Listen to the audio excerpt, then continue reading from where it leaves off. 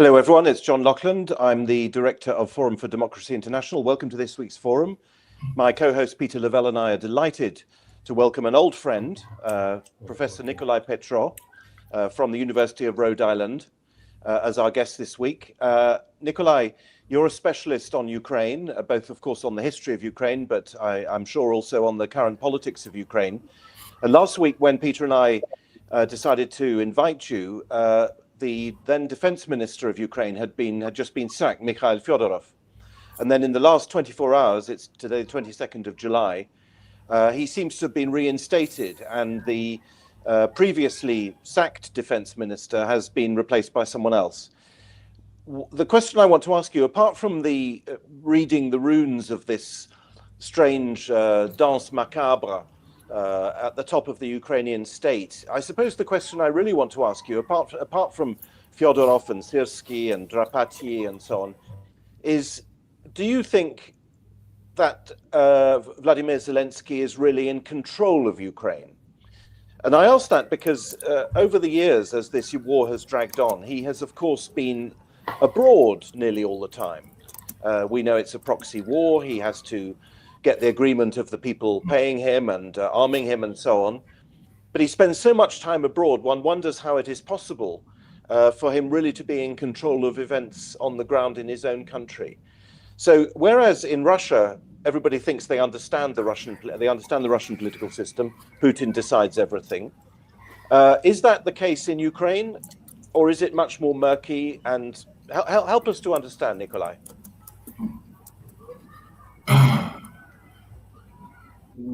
The degree to which Zelensky is in actual control of issues is uncertain and questionable.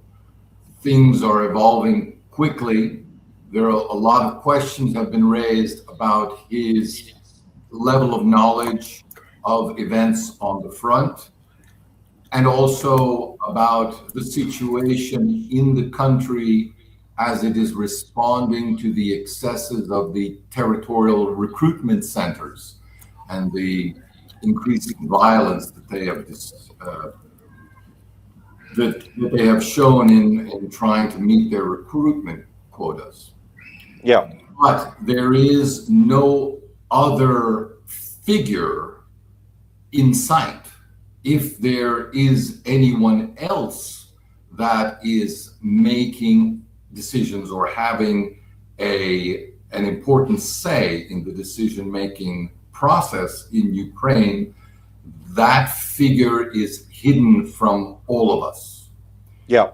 It is still a possibility, but Ukrainian analysts in the country, sort of dissident voices, and among them some very courageous political figures, do speculate. I mean, they try to identify when they don't understand how a political decision is made, who these people might be. And there have been names floated in the past who were commonly described as Zelensky's alter ego. Yeah. The obvious name that first comes to mind is Andrei Yermak. Yes. So Yermak was, as Zelensky famously said when he came into office with Yermak, we will both leave together, or neither of us will leave.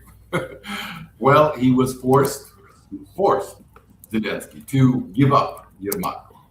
Yeah. However, it is also widely reported that Yermak meets with Zelensky regularly in an unofficial capacity to continue his work, essentially, which makes the entire administrative structure a very difficult box to unravel. Yeah. That is why one of the most interesting comments that I saw from the widely respected Ukrainian source Strana UA, which has deep knowledge and connections of what's happening in the government, one of the analysts said right after the prime minister's cabinet, the prime minister was sacked and the cabinet therefore dissolved, that afterwards he said, well, a new list of names as interim officials has been released. And then the analyst continued, do we really need to concern ourselves with who these people are? Not really. They're just placeholders. We might as well not even bother. And well, that was the impression, yeah, for a long time now. Yeah, but this is like European governments and to some extent like the United States, isn't it? We don't really know who is in fact in control. It's one of the most remarkable things. A friend of mine recently had dinner with a former European Prime Minister, and he asked this former Prime Minister who is in the cockpit. And the former Prime Minister replied, well, there isn't even a cockpit. And I'm wondering if that's true of Ukraine as well. And if so, how can we understand that? Because how can a country at war, whatever we think about this war, it is at war, operate in such a way? I mean, somebody has to take decisions.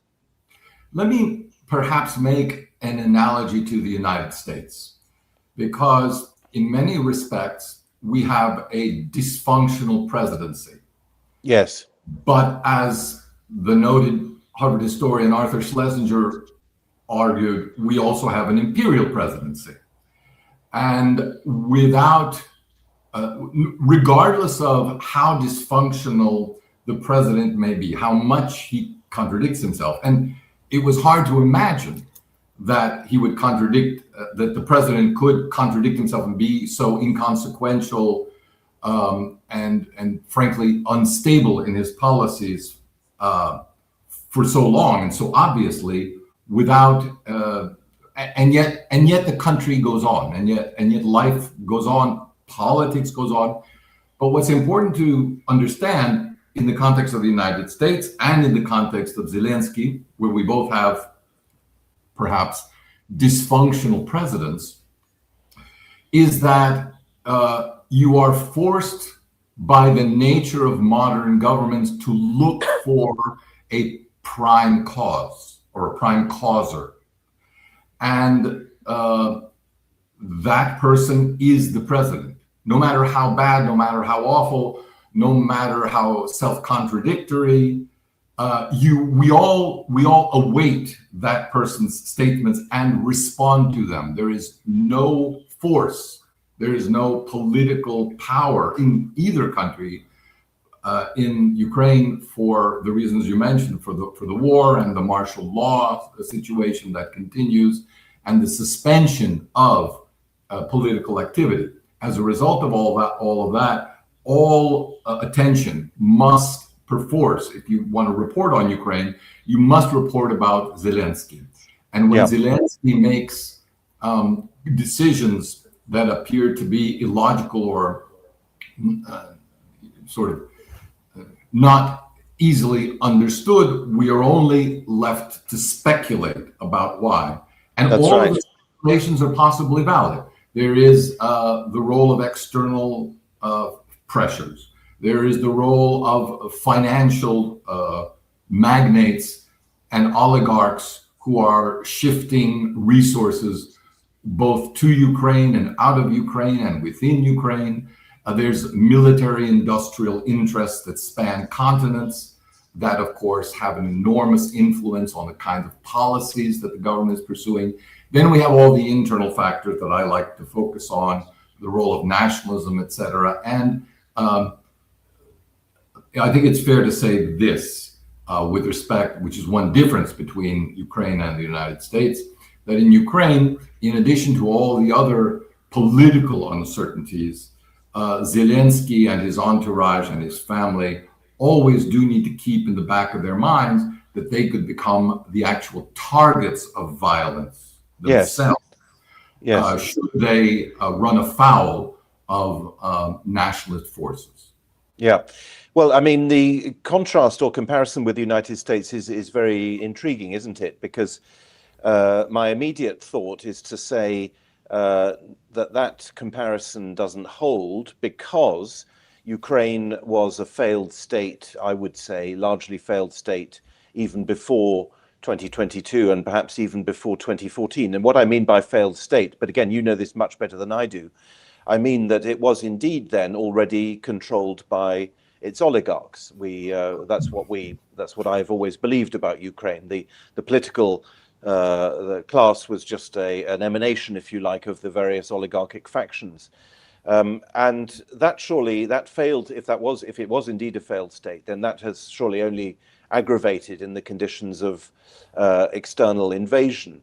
Whereas the United States, however corrupted the American system may be, and it is certainly very corrupted, including perhaps as well by external influence, and that obviously adds for Ukraine, doesn't it? It adds a huge extra dimension of failed stateness, because Ukraine obviously depends on foreign aid for its very survival, at least in the last 4 years.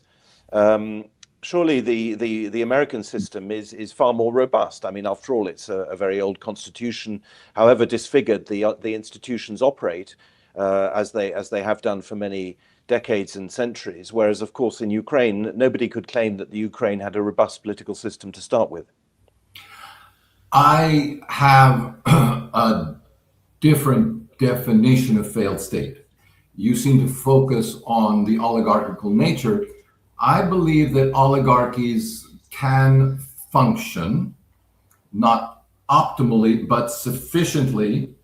And as a matter of fact, they tend to transform their areas of control within the polity into business-like arrangements, which can actually work fairly well for a while. What happens, however, is that these fiefdoms then run into problems with each other, and then their financial conflict inevitably spills over into political rivalries, and this could actually, and has in the past in Ukraine, led to civil war in the mid-2000s. Yeah, the onset of civil war. So I would say before 2004, the first Maidan, the Orange Revolution, Ukraine was not an optimal state. There were political forces that were working toward reform. They had very different end goals as to the kind of state they wanted.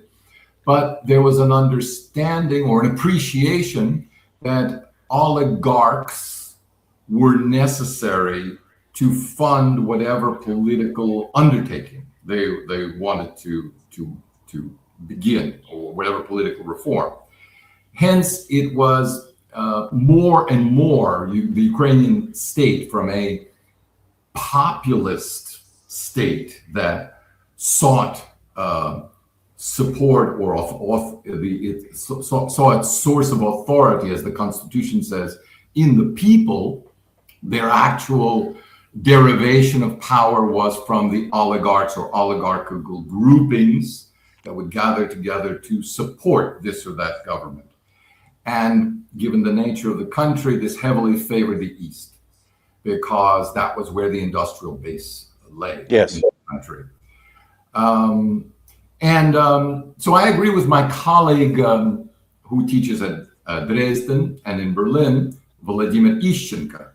Oh, yes. Ukraine is very much an oligarchical state at that point. One of the reasons it is more and more transforming today into a truly failed state is that financial domestic constituency of possible financial support. I'm not saying that the oligarchs all want to support the government, but sometimes they have no choice, and sometimes they make that political bet, as Pinchuk has for various governments. He invests in the government, that is, to buy support, to buy political loyalty. Sometimes it works for Pinchuk, sometimes for Kolomoisky. He tried it, it didn't work. But what has happened in recent years is that the oligarchs, all of them, essentially, are being forced to question that loyalty and to flee. That's one thing. And the second is that the politicians who, in the past, saw the oligarchs as someone that they could buy, whose support they could buy, they could offer political loyalty for financial support, have themselves become part of the oligarchical class. They are now no different in their aspirations for financial control, because the most loyal type of political control that one can have is if it's your own finances supporting your own political ambitions. And that's what the great question and the great scandal, as yet unresolved, is about the Mindich tapes, the tapes of the person labeled commonly in Ukraine Zelensky's wallet, so understood to be the one supporting financially the businesses of the Zelensky family, who was warned that he was going to be arrested and safely fled to Israel. 24 hours before his arrest, order was issued, and so that now the scandal involves hundreds of hours of tapes have not been released over the past month. Some have been, and as the portion of tapes has been released indicating the corruption network around the president, the circle has tightened around the president, but there has been no direct indication his voice is not being confirmed as being on the tapes themselves, directing funds or things like that. But it is widely speculated that that's the bombshell that could drop at any time. This gets to your earlier question of where's the political influence? Who has political influence? The person who controls the date of the release of those tapes has political influence. Can that political influence be defanged by Zelensky? Can it be preempted? Can certain people in that opposition environment be co-opted, arrested, somehow gotten rid of? Yes, if they're in Ukraine. If they're in the West, it's a much more difficult proposition. I have something I could add about the United States, or we can move on. No, I don't want to move on. I want, on the contrary, because what you've just said is. Well, so the United States, I think. No, I just want what you've said just provoked two questions in my mind. First of all, who arrested Mindich, if he was Zelensky's wallet, and what does that say about the power struggles? And, and also, there was a big corruption scandal, and I've now actually forgotten, was it concerning Yermak in 2025? And at that point, we thought that the noose was tightening and that Zelensky wouldn't be long for this world. But it's a bit like the Epstein files. They don't seem to have gone off. I mean, they went off with it turned out to be a damp squib, maybe for other reasons. Anyway, go ahead. Well, that's where the original what's called the people who pull the strings, the people behind the scenes, the puppet masters. We don't know the puppet masters. We only see the theater, the puppets moving, and we don't know why they're moving in certain ways or anything about the puppet masters. And that leads to some very interesting speculation, but it's only speculation about who these puppet masters are. We understand which strings pull which limbs of the puppet. For example, the string that pulls the certain Zelensky in certain directions are the Anti-Corruption Bureau. So when Zelensky earlier this year, I think, tried to that's right, get rid of, essentially, not exactly get rid of, but remove the autonomy of the major anti-corruption entities which were being funded and even partially staffed by EU officials. And I thought by the FBI. And this sent up alarm signals in the EU. The puppet was cutting its strings, and they then stood united in their insistence that this effort to consolidate power of the presidency and make it immune from criticism from the EU was reversed, and it was. But Zelensky understands, as I understand it, as I read the tea leaves, he understands that this is one of the greatest dangers to his continued rule. That while the EU fully supports his war effort, he personally may not be considered essential to that war effort if he acts independently or if he shows signs of making his own decisions. So he has to be touted, he has to be promoted as the embodiment of Ukrainian resistance. But at the same time, he has to be strictly controllable within the terms that the EU, the guidelines that the EU sets. Okay, but Nicolai, sorry.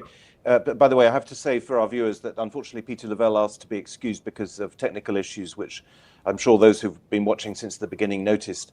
So he unfortunately won't be joining us this week after all. But Nicolai, what you've just said surely answers the question about the strings and the puppet masters. If you're saying that the EU, if it is the EU, is, for example, refusing to allow Zelensky to break free from corruption scrutiny, then surely they are the ones pulling the strings. They're paying the piper, so they're calling the tune. They are one assumes correctly, no doubt, that they are one of the puppet masters. But as I imagine what is happening behind the stage or above the stage among the puppeteers, they are fighting amongst themselves also for control of certain strings. And sometimes the control shifts. So among the puppet masters or puppeteers, I see the EU administration, sort of the Brussels bureaucracy, and the European Commission. I see NATO trying to gain, and its bureaucracy, trying to gain more control over certain streams for itself. I see the United States still seeking to keep a hand in these events, and along with them, but at trying to encourage their own policies, nationalist and oligarchical groups located within Ukraine who have their own agendas. One ideological, that's the nationalist, military, nativist, I guess I could say. I want to come on to that. Of political and military thought. And then the oligarchs, who, again, amongst themselves, they have different interests. They are united primarily by the vehicle which they use to influence politics, which is money. Yeah. But in the past, they've always used that money to different ends. The possibilities of the ways in which they can use their money within Ukraine are now sharply curtailed. But that could change very quickly if the fighting ended and martial law were lifted. And one of the things that would be very interesting to speculate about, because I know there's a debate about this in Moscow, I suspect, I wish Peter could enlighten us on this, but is that I think one could make an equal argument advancing whether it would be in Russia's best interest to continue a war of attrition to the assumed victorious conclusion of by Russia, or if it is in Russia's actual long-term interest to once the military objectives stated at the outset, namely the conquest of the four regions, once that's achieved, to unilaterally declare a ceasefire and force Ukraine into a position where it has to recommence political life, allow dissident voices. Because once that happens, no one, I think, today assumes that Zelensky can survive that. He will disappear, and what emerges in his place is, of course, uncertain, but it will be highly controversial, and it will be highly contested in the new Ukraine, post-war Ukraine. That's that's obviously a very interesting scenario. Russia, of course, has hinted, Putin has hinted, hasn't he, or at least stated, or even stated that the war aims have now expanded beyond the four oblasts and of course Crimea, the four being Donetsk, Lugansk, Zaporozhye, and Kherson, to include now Kharkov and Odessa. So the Russian side might be escalating. But let's move on to nationalism, because I know that that's one of your topics. When the early 20th century and mid 20th century independence leader Andrei Melnik was reburied, one of the dissident Ukrainian commentators, it was either Yulia Mendel or Marta Havryshko, said that the reason why this was done, or the fact that it was done, demonstrated that support for Zelensky in the war was in a very small minority, that most Ukrainians probably wanted it to be over on whatever terms, but that the nationalist element in Ukraine was decisive, at least for his own personal support. And that's why he pandered to them in this extraordinary way, which, as we know, has wrecked, at least for the time being, relations with Poland. We've talked a lot about puppet masters and money and influence and struggle and so on. All those things we can understand very much in the practical gangsterish sense of those factors. But what about the ideology that you've alluded to now a couple of times, which you described as nativist, which I think is a good way to characterize it. Go ahead.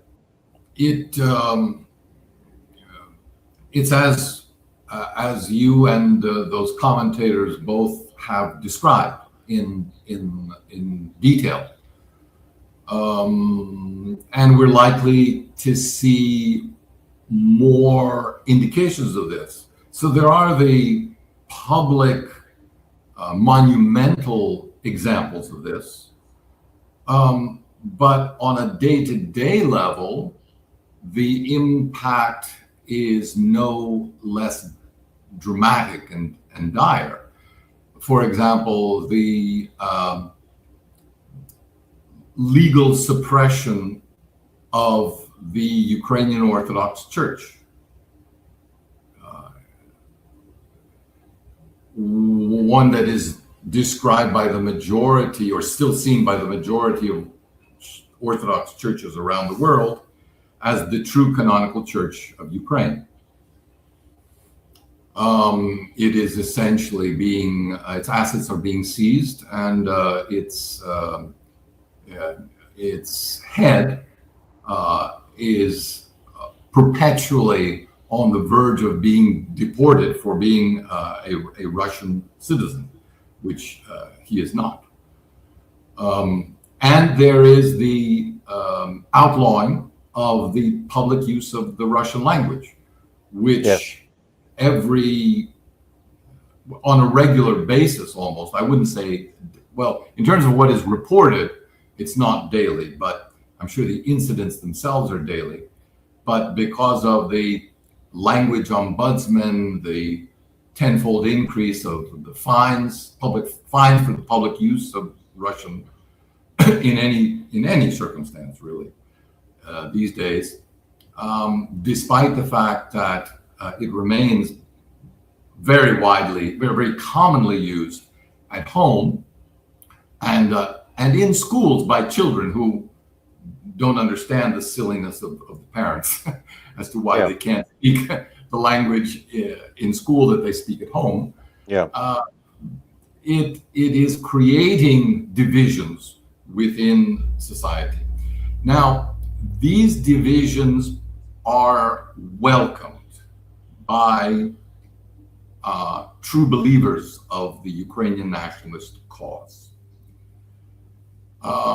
In that sense, as I've certainly written, and I'm sure the idea has been supported by others, we're returning to a vision of the Ukrainian nation today, which is familiar to people from the 1930s, from Europe of the 1930s. In other words, an archaic, I should say, form of inveterate nationalism, which can be summed up as Ukraine for Ukrainians. And what that means is who is the true Ukrainian? A Ukrainian is one who belongs to one church only, that is the Greek Catholic Church. He speaks only one language, which is Ukrainian, and not any mixtures of it or any other language. They disdain other languages, of course, that implies also strict demographic policies and immigration policies. None of this is really feasible in Ukraine. Including most recently the problems that the country will have how much migrant labor it will need. It will need a million or more, need to import a million or more foreign workers, and those workers are not going to come from Europe. They're going to come from Asia, the Middle East, and Africa, if they come from anywhere. And Ukraine simply needs them to have an industrial base. So one could speculate widely about how to square this circle.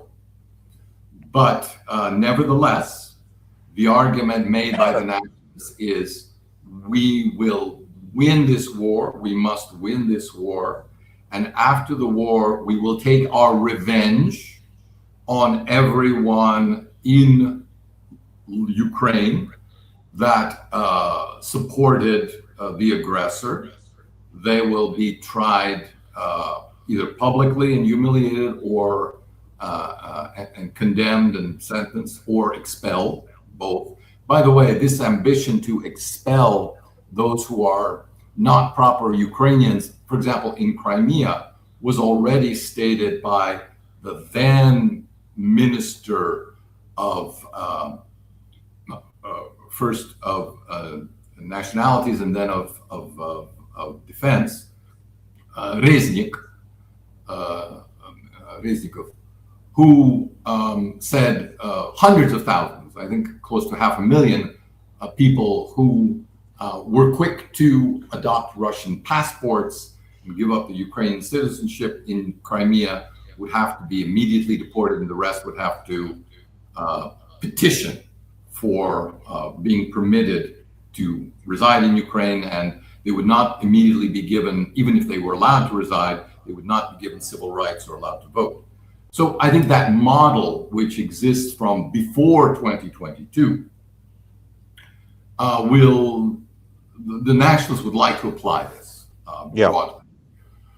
more broadly throughout Ukraine. So I don't see this as working out. I don't see any way to make this happen. But what percentage of the population we're talking about? This is not a percentage that can win elections nationally, at least not but today. the more Russia gains territory, if Russia does continue to gain territory, then presumably, mathematically, the more nationalists, they will become more nationalist, and they will, by definition, become less of a minority. Their numbers will be concentrated as they have been over the past 3 decades in Western Ukraine. And to the extent that greater Ukraine becomes Western Ukraine, that is one solution. And by the way, there's two ways to approach that. The nationalist perspective, since World War I, since before, but especially in the immediate aftermath of World War I, the argument was, we need to make all of Ukraine into Western Ukraine. Yeah. So expand our ideology and our vision of the country over all of the territories. And this even included, by the way, regions of Russia where there have historically been large segments of Ukrainian, large proportion of the Ukrainian population. That's one solution. Another way to achieve a similar result is to shrink Ukraine into Western Ukraine. And that leads to, again, as I said, a very difficult set of historical and political choices that would need to be made. And it's not clear to me that a nationalist Ukraine, as envisioned by contemporary Ukrainian nationalists, is feasible in the modern world. I don't see how it could be allowed into the EU in any semblance of the kind of liberal polity that the EU has historically argued that it represents. It would be an isolated nationalist enclave at best, and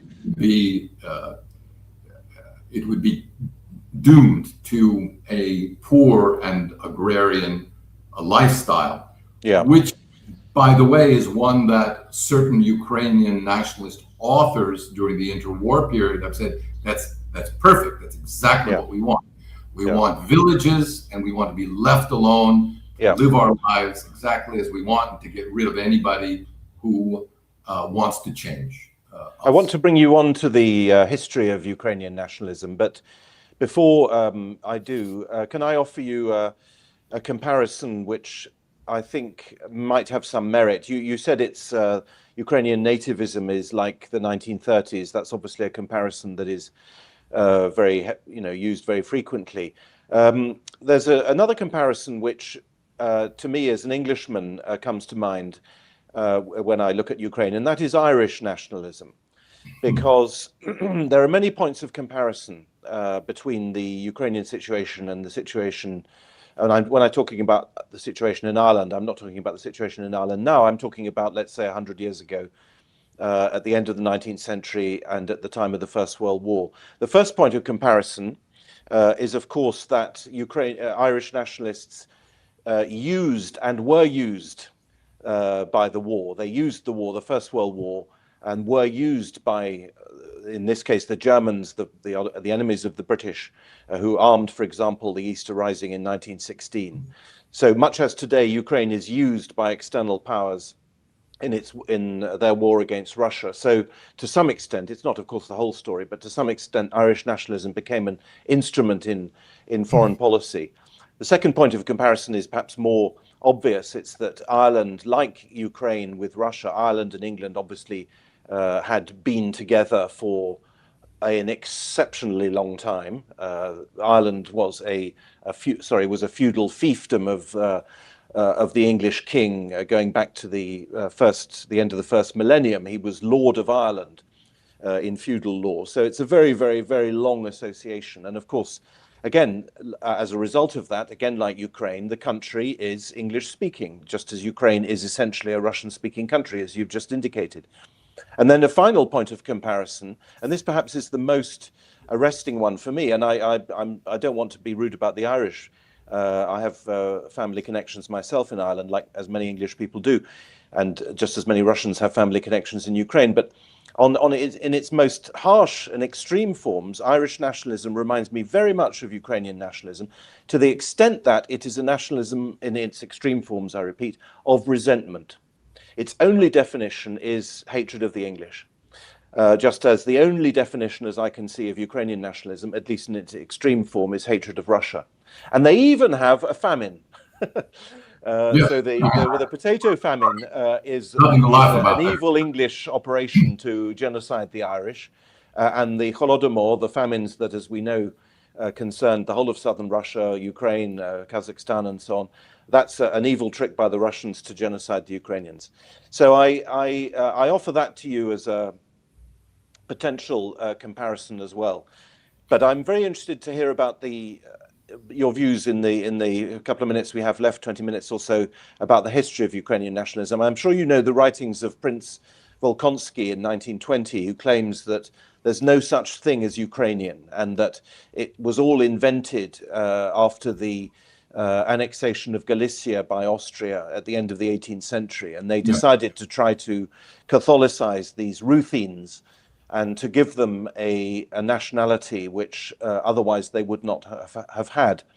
I was quite interested in that theory for a while, but I've seen some evidence, cartographic evidence, not a huge amount, but some, that the notion of Ukraine is indeed much older, and that Volkonsky is wrong to say that it was entirely cooked up in the 18th century. Well, I'm sure you have I'm sorry to throw this huge question at you because I think you've spent your whole career working on it, but perhaps you could give us some elements on that.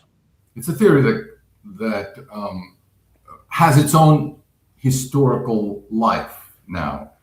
That the invention of Ukraine and Ukrainian identity. There was a famous book written by a scholar at Yale, I think in the Russian language department for a while, whose name escapes me, but I think it was called The Origins of Ukrainian Self-Identity, Samostiynosti, self-identity. But before I get to that, I wanted to touch upon your Irish analogy. And it's a valid analogy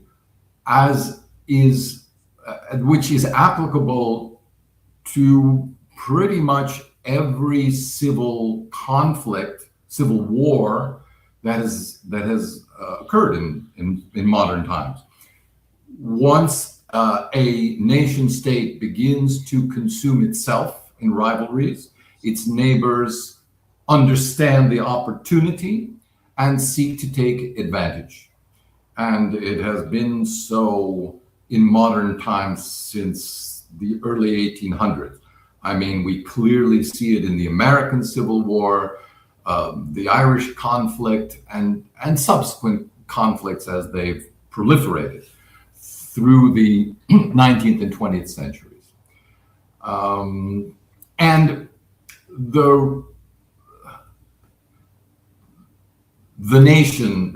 nationalism as a rationale for having one's own nation state and political self-rule becomes an argument unto itself, even more than does this make us wealthier, does it make us happier, does it make us better human beings. All of this falls by the wayside or becomes subsumed under the broader category of, once you understand how truly French you are, or Swedish you are, you will be happy, or you will be made to be happier as a result by the new nation.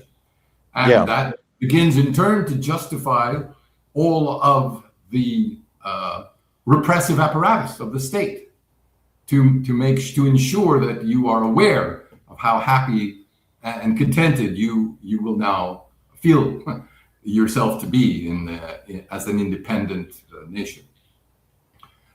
So Ukrainian nationalism, remind me again about the crux of what it is you were asking about it.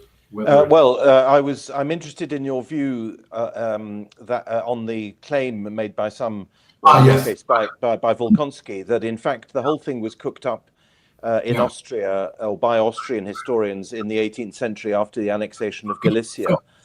So Historians, I think some are politically engaged by the issues of their time. And that has always been so. There have always been a category of historians who are engaged by the issues of their time and manipulate the historical data and evidence to support the claims that they wish to see triumph. However, it is, I believe, also possible for historians, the better historians, to review documents impartially and to derive conclusions. They are not typically decisive in support of one theory or another. They represent contradictory manifestations of forces in society that have emerged over time, because history is an ebb and flow, and you will have certain strands that rise, especially during times of crisis, for example, in favor of national identity or in favor of the national language, and then may subside, but then will reemerge again. So there is this constant ebb and flow. And with respect to Ukraine's identity as an independent state, or as an independent national framework, consciousness, I think the historical evidence suggests that there was no national identity during the periods of European history when nationhood was not a primary concern. The primary concern of the people was their welfare, the welfare of their community, and to the extent that they identified themselves as a community in rural areas. This is even before the rise of burgherdom and cities and things like that. So we're talking up through the 1600s. These communities were largely organized by a common language, which could end 50 miles down the road with people who were incomprehensible relatively to them and therefore of another constituency, and of course religion. So fights were about religion, not so much, thankfully, about language, but that was the source of identity. In that context, there was enormous unity among the Eastern Slavs. The Eastern Slavs were all Orthodox because it distinguished them from the alternative faith, which was proselytizing among them at the time, which was Roman Catholicism. Roman Catholicism, which, of course, had a heavy political component as well. Not necessarily espoused always by Rome per se, but espoused, I would say, by the local nobility in Poland, for example, or Lithuania and other areas, as a way to advance their claims over territories to the east. The usage of the term Ukraine does emerge early. Yes. We see it begin to be used commonly in documents, so among the elite, writing in constitutions or missives to identify this general region of Russia, of the Russian Empire, to identify it geographically. But I put it to you that the notion, the word Ukraine is earlier than that and existed under the Polish period, Polish-Lithuanian period. It does derive in the context of being at the border. Interestingly, it is the border of Poland. Yes, the border of Poland, yeah. Right, what's called Birik. The right bank. Bank. Right bank. Yes, I was thinking coast, but it's bank. Right coast, right bank, Ukraine was Poland. And the region beyond that, left bank Ukraine, was not so much part of the Russian Empire as part of the Kazakh heritage. And the Kazakhs later, in the 18th century, became submitted to service to Catherine the Great and became the defenders of the Russian Empire. But right bank Ukraine was largely, essentially part of Poland. Yeah. And so the term Ukraine refers historically first in Polish, among Polish historians, to these areas, what is now Ukraine, and then later on to Russia. But so what happens is, and I wish to stress this, that Ukraine begins to develop an identity based on this geographic definition of these territories, which would now be considered Western and Central Ukraine, and after the Union of Brest-Litovsk, in which Western bishops of the Orthodox Church agreed to join Roman Catholicism. This was later revoked by councils in the East, but nevertheless, it remains a historical fact, and this gave origin to the repressed for many centuries Greek Catholic or Uniate Church. So now we have geography, religion, a religious distinctiveness, and certainly regional dialects which become heavily Polonized, sort of with influence from Poland, and then for, I guess, roughly a century, Germanic and other influences.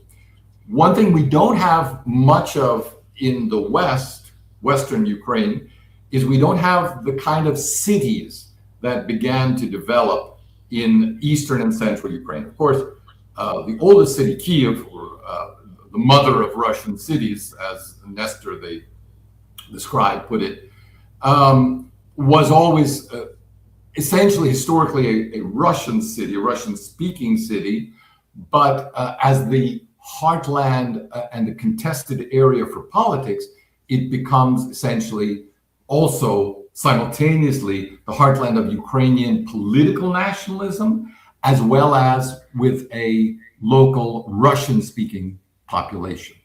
Yeah. And this, of course, becomes, after independence, an irreconcilable contradiction that needs to be cleansed, that needs to be purged. But no, Ukrainian identity is real, and it becomes a debated political identity since, I would say, the middle or latter half of the 19th century. Yeah. That's when debates about, well, let's assume that we are distinct from Russia.